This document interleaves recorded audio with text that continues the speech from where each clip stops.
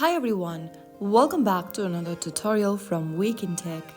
Today in this episode we will be learning how to change language in Boo application using your smartphone. Whether you want to switch to English, Spanish, French or any other supported language in Boo, this guide will make your app experience easier and more comfortable.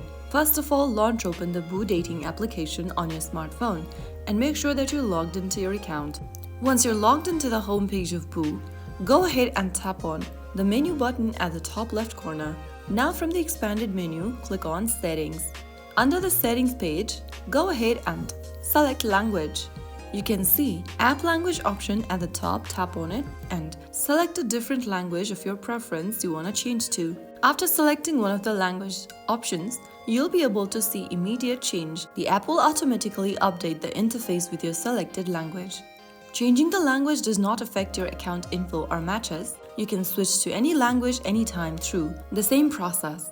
So that is how you can easily change your language setting in Boo in just a few simple steps. If you found the video helpful, don't forget to like, share and subscribe to our channel. I will be back again in the next episode. Thank you for watching.